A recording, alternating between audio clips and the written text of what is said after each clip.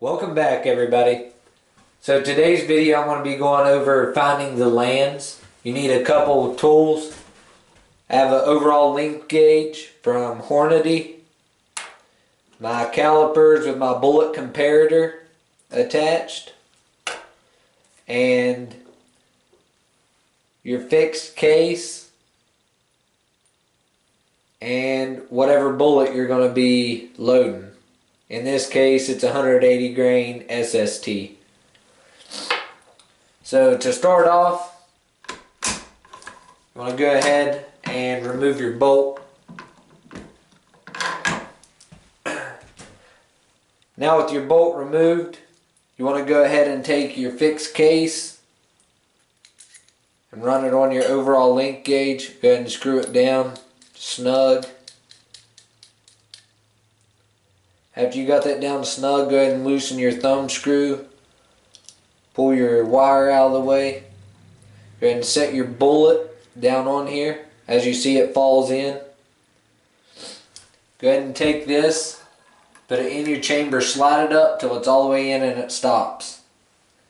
Take your finger on your wire, shove it in till you feel it stop. And then where you feel it stop, go ahead and tighten your thumb screw down. And then pull your overall length gauge out. And no matter what, the bullet's going to go back to the right point because you have that stop there. So you go ahead and just set that back down in there. Sometimes it'll stick in your rifling. Don't get freaked out. That's okay. It's normal. Then you go ahead and measure with your bullet comparator.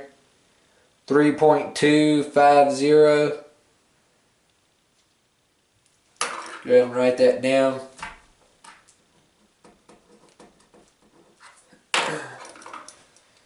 Now I actually think I forgot to zero my calipers. So we'll go ahead and just remeasure that. It'll be the same still, I ain't changed it. Always re-zero your calipers.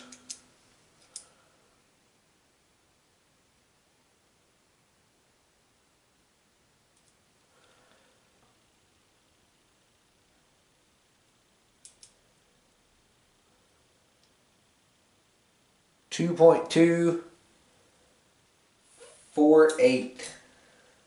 So it's actually 2.248. Now you want to go ahead and do it again. Loosen your thumb screw. Pull that back. Your bullet drops in. Go ahead and put the overall length gauge back in your rifle. Get it up there to where it sets. Push it till it touches. Tighten your thumb screw. Pull the gauge back out. And measure again.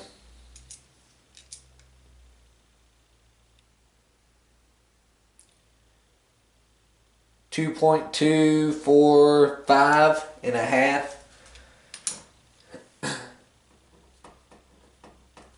So we have 2.248, 2.245, and we'll do it one more time, and we'll use the median of both.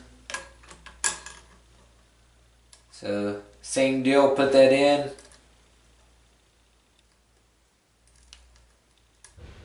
Till it touches. Pull it out. Take your bullet comparator. Make sure you re-zero your calipers, of course. 2.245.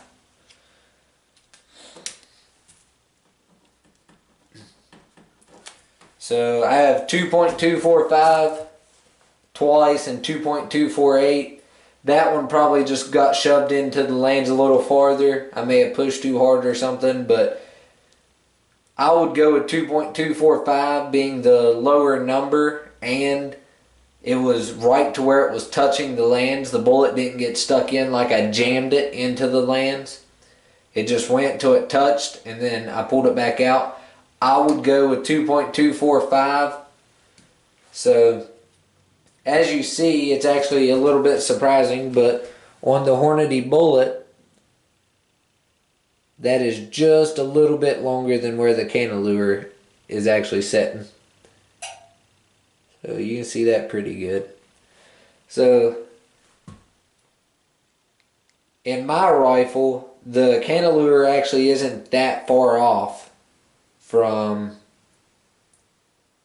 where my lands actually are.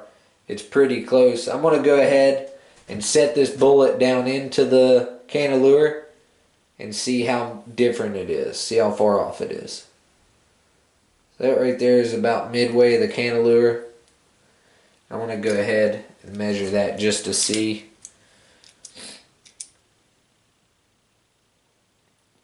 .147.